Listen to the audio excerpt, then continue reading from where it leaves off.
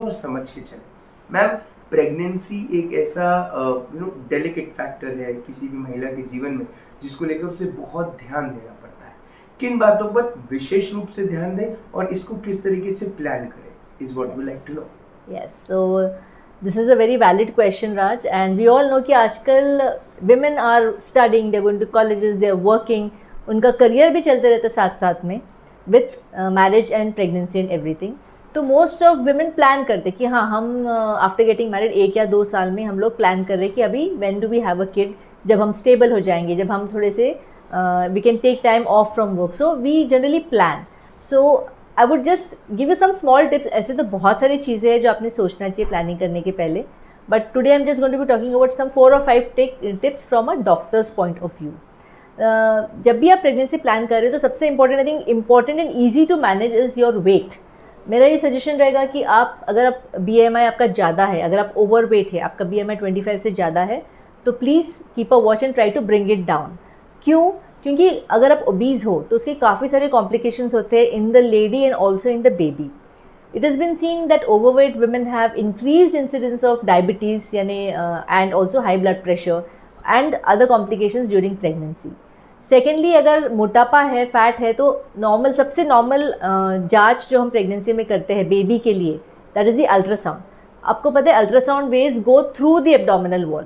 अगर आपका fat layer thick है, it becomes a little difficult to diagnose conditions effectively. Secondly, ये भी देखा गया कि overweight women have a lesser chance of normal delivery, उनमें ऑपरेटिव डिलीवरी या सिजेरियन सेक्शन का भी इंसिडेंस ज़्यादा है। और तो और जो ओबीज लेडीज़ रहते हैं उनके बच्चों में कुछ प्रॉब्लम्स या कुछ डिफेक्ट्स आने के चांसेस ज़्यादा रहते हैं। प्लस जल्दी डिलीवर होना, टाइम के पहले डिलीवरी होना या पेट में बराबर ग्रोथ नहीं होना, ये सब भी ज़्यादा होता है। And it is been seen कि अगर इवन आप 5 या 10% आपका वेट कम कर सकते हो तो it will be very beneficial during your pregnancy. The second point I would like to talk about is family planning की जो पिल्स हम लोग लेते हैं, OC पिल्स हम लोग जो बोलते हैं, वो before you plan your pregnancy at least 3 months पहले आपने बंद करना चाहिए, so that you know your cycle comes back to normal and then it becomes easier for you to decide कि when is the date exactly. Also अगर आप कुछ बाकी कुछ दवाइयाँ ले रहे हो, लाइक आपको ऑलरेडी डायबिटीज़ है, ब्लड प्रेशर है या थायराइड प्रॉब्लम है, वो सब आपने चेक कर लेना चाहिए और वो दवाइयाँ का डोज भी चेक करना चाहिए, क्योंकि ये प्रेगनेंसी में चेंज हो सकता है। So if before pregnancy you should get a checkup done to see what is the current dose requirement. Secondly, ये भी देखा गया है कि 2 चीज़ें जो हम लोग ज़्यादा ध्यान देते नहीं है, that is dental checkup and urine checkup. Dental infection की वजह से भी अबॉर्शन का रेट बढ़ सकता है प्रेगनेंसी में, तो आपकी गम्स हेल्दी है कि नहीं, एक आप डेंटिस्ट के पास ज़रूर चेकअप करा लीजिएगा। एंड क्योंकि मैं यूरोलॉजी सेटअप में काम करती हूँ, मुझे पता है कि यूरिन इन्फेक्शन या यूरिन स्टोन काफ़ी लोगों में होता है, पर क्या होता है when you are pregnant it is difficult, because हम लोग कुछ इन्वेस्टिगेशंस प्रेगनेंसी में नहीं करते, जैसे एक्सरे या CT स्कैन हम लोग अवॉइड करते हैं, तो उसको डायग्नोसिस और ट्रीट करना बड़ा मुश्किल होता है। इवन यूरिन इन्फेक्शन की वजह से बेबी के ग्रोथ पे असर पड़ सकता है एंड प्रीटर्म लेबर के भी चांसेस बढ़ सकते हैं। तो बिफोर प्रेगनेंसी एक यूरिन चेकअप करवा लेना बहुत इंपॉर्टेंट है, एक अल्ट्रासाउंड करवा लेना और एक डेंटल चेकअप भी करना बहुत महत्वपूर्ण है।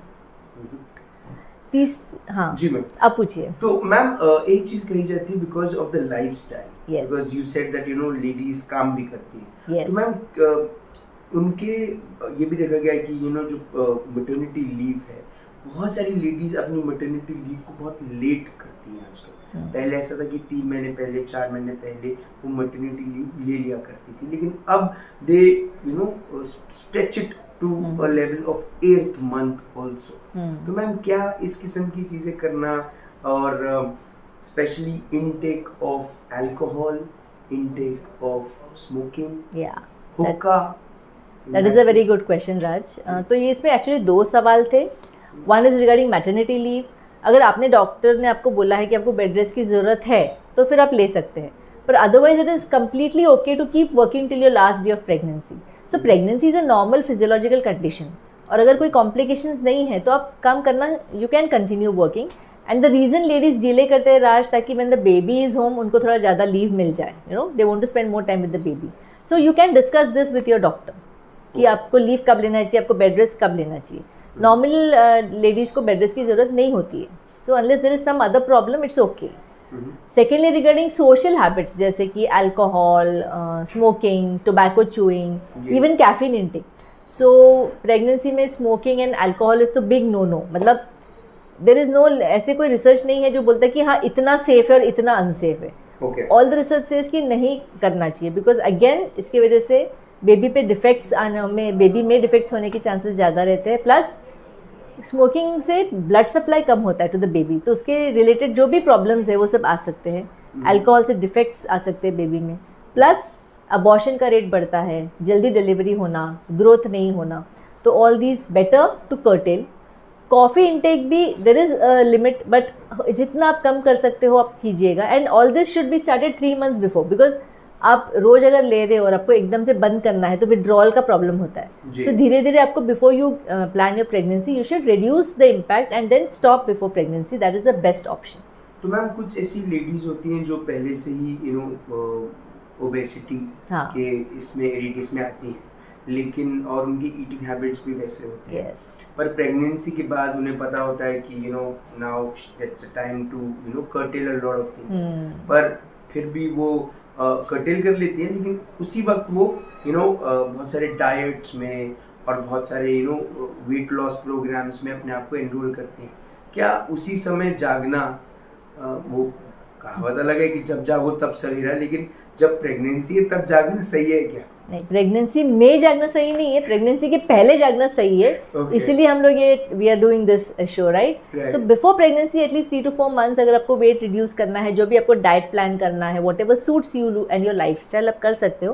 पर उसमें ये ख्याल रखिए कि न्यूट्रिशन आपका प्रॉपर हो, उसमें सही प्रमाण में विटामिन, आयरन, कैल्शियम, ये सब सप्लीमेंट जो है वो आपका बराबर आपके डाइट में आना चाहिए. और अगर नहीं आ रहा है तो आप सप्लीमेंट्स ले सकते हैं.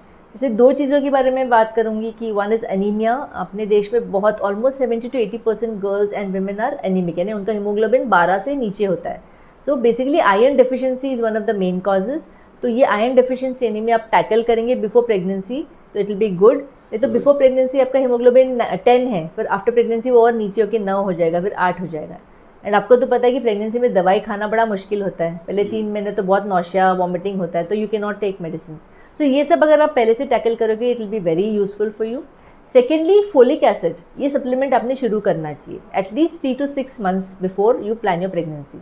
तो folic acid is being known, it is been proven कि फोलिक एसिड लेने से बेबी में न्यूरल ट्यूब डिफेक्ट्स कम होते हैं, incidence of neural tube defects कम होते हैं. So that is a supplement जो आपने लेना चाहिए. At least 400 micrograms per day you should take before you plan your pregnancy. Ma'am क्या मंथली साइकिल होता है ड्यूरिंग प्रेगनेंसी? नहीं, there is no period during pregnancy. That is the sign. Period बंद हुआ मतलब you might be pregnant. Okay ma'am, एक चीज और कि आपने ये बताया कि what should women take care of. Please tell us what men should take care of. Very good question actually. अभी हमने स्मोकिंग और अल्कोहल के बारे में बात किया. ये मैं बताना भूल गई कि if you are a smoker और an alcoholic, you're not even an alcoholic, a social drinker, your chances of getting pregnant in the first place might be affected. And this happens to men also, because if a man is a smoker and he's consuming alcohol, तो वो it might impact the sperm count and the sperm motility and effectivity. So it is important that even the men try and stop smoking. And even after the baby is born, अगर आप smoke कर रहे हो तो baby is also going to inhale passive smoke, है ना? तो what ever habits जो है अगर आप बिफोर हैविंग गेटिंग प्रेग्नेंट ही अगर आप उसको थोड़ा एड्रेस करेंगे कि हम इसको like how do we curtail it, how do we stop it, then it will be very useful. Secondly man can be very helpful in helping out with the nutrition of the lady and of the family, क्योंकि घर family साथ में nutritious food खाएगा, it will be easy for the lady to follow through. Thirdly is मैन के सर में कुछ हिस्ट्री है क्या. आई थिंक ये दोनों this was my next point कि congenital anomalies in the baby, कोई genetic defect in the baby comes from both the parents, mother and father. तो वी शुड बी अवेयर कि हमारे घर में ऐसे कुछ डिफेक्टिव हुआ है क्या, या अबॉर्शन हुआ है किसी को, व्हाट इज द रीजन, ऐसी कोई हमारी फैमिली लाइन में कोई प्रॉब्लम है क्या, that should also be addressed. But then ma'am, when you talk about these things, should it be addressed with not just from the guys family tree जो होता है, या फिर एक जो प्रेग्नेंट है, जो वाइफ है, उसकी भी फैमिली हिस्ट्री होती है? दोनों मैटर करता है ना, because baby gets half the chromosomes for father and half from mother. And अगर किसी की प्रेगनेंसी में पहले बार में हुआ था बेबी में डिफेक्ट, तो उन्होंने भी कंसल्ट करना चाहिए अ जेनेटिसिस्ट. और हमारे एरिया में जो कॉमनली हम देखते हैं कि हीमोग्लोबिनोपैथी यानी सिकल सेल डिजीज और थैलेसीमिया, ये दो चीज़ें हमारे एरिया में बहुत प्रेवलेंट है। और इनके अगर ट्रेट्स है तो आपको समझ में भी नहीं आता डिजीज़ है, तो टेस्ट करा लेना कभी भी अच्छा रहता है। अच्छा, ठीक। There are a few things which I think all my viewers can do is ask a question. अगर आपके मन में प्रेगनेंसी रिलेटेड कोई भी ऐसा सवाल है जो आपको ऐसा लगता है कि जिसको एड्रेस डॉक्टर शांतला भोले मैम ने करना चाहिए, तो आपने प्लीज़ अपना सवाल लिखकर आप भेजें, ताकि she can always reply you, not just on a message but also if you want to ask right now, she can answer. Ma'am मेरे आखिरी के सिर्फ 2 सवाल आपको। मैम, ये जो आपने फैमिली हिस्ट्री के बारे में बात करी, when it comes to diabetes, when it comes to hypertension, when it comes to blood pressure, ma'am, या फिर थायराइड भी एक है। मैम, क्या ऐसे चीज़ें अगर परिवार में फॉर एग्जांपल लड़के के पिता को ये सब प्रॉब्लम्स हैं, तो क्या ये चांसेस हैं कि इसमें से कोई चीज़ बच्चे को हो? So father does not have anything. Yeah, it can skip one generation. There are some diseases. So it's always better to consult a professional in this. है ना? अगर कुछ आपको डाउट है कि घर में किसी को भी है, फादर साइड या मदर साइड में है, कंसल्ट स्पेशलिस्ट। आजकल we have very good specialist जो पूरी इवेल्युएट करेंगे, आपका क्रोमोसोम एनालिसिस करेंगे, and then we can come to a conclusion कि अगर हमने प्रेगनेंसी रखा तो what are the chances of the baby having that.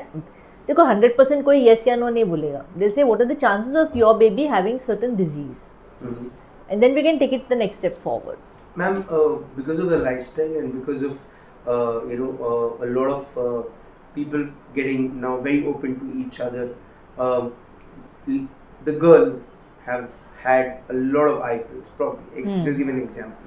If the girl has had a lot of eye pills in her past life, अब ma'am वो pregnant होना चाहती है, क्या कॉम्प्लिकेशन आ सकते हैं? So I pill is nothing but an emergency pill, वो इमरजेंसी में ही आपको लेना चाहिए। वो आप रेगुलर एवरी मंथ आप नहीं ले सकते, बिकॉज फिर वो it is very high dose, उसमें जो हार्मोन्स रहते हैं, इट इज़ नॉट, या it is precautionary but it is to be taken in emergency. अगर आपको लगता है कि ड्यूरिंग द होल मंथ आपको मल्टीपल टाइम्स आपको सेक्स करना है, तो you should always go and switch to a regular OC pill, hormonal pill. I pill is just once in a time, once in a month ही हम लोग recommend करते हैं। हर महीने में 4-5 बार आप आई पिल नहीं ले सकते, it will play a havoc with your hormonal cycle. इसके बाद फिर लड़कियां will have a lot of complaints regarding their menstrual cycle, किसी को ब्लीडिंग ही बंद हो जाएगा, किसी को बहुत ज़्यादा आएगा, so it will be very irregular. So I pill, and again I think contraception या contraceptive pill is a totally different topic which we should explore maybe in one more episode. But I pill अगर आपने बहुत बार लिया है तो आपका cycle इतना irregular हो जाएगा, then it will be difficult for you to know whether you're pregnant or not. Because see, pregnancy हम लोग कब diagnose करते हो कि हर महीने का जो साइकिल जो पीरियड था वो नहीं आया, that is the first sign that you may be pregnant. But when you're continuously taking I pill, your cycle will become very erratic. Then it will be very difficult for us to know. And if you have been taking this, stop it for 3 months. Don't take it and then plan a pregnancy. एक gap दे देना 3 महीने के लिए, and then you can try for a pregnancy. So, ma'am, points 1 to 5. Women who are pregnant, what should they follow? Women who are planning pregnancy. Pregnancy. First is weight loss. Second is OC pills या जो भी medicines आप hormonal tablet ले रहे हो उसको आप बंद कीजिएगा 3 महीने पहले। थर्ड इज़ आपके कोई दूसरे मेडिसिन शुरू है, एक बार इवेल्युएट कर लीजिएगा डॉक्टर के पास। फोर्थ इज सप्लीमेंट्स, अगर आप लेना चाहते हो या ले सकते हो या it is recommended, please take whatever suits you. Raj ने जैसे बोला न्यूट्रिशन इज़ वेरी इंपॉर्टेंट, तो पहले से ही हमने अगर थोड़ा सा न्यूट्रिशन के ऊपर ध्यान दिया फिर प्रेगनेंसी के दौरान हमको तकलीफ नहीं होगी। एंड मोस्ट इम्पॉर्टेंट इज़ अगर कुछ जेनेटिक प्रॉब्लम्स आपके परिवार में, आपके एरिया में कॉमन है तो उसके लिए आप टेस्ट करा लीजिए, so that you know where you stand. And if mood swings happen, men have to follow that. Yes, mood swings. वैसे even men do have mood swings, you know. Thank you so much, ma'am. आपने अपना वक्त दिया, आपने हमसे बात करी. I think this is really helpful for a lot of families also who, for guys, for girls who are planning, to start a new life and get someone very special. आपने अपना वक्त दिया, आपने हमसे बात करी, उसके लिए बहुत बहुत धन्यवाद. Thank you so much, ma'am.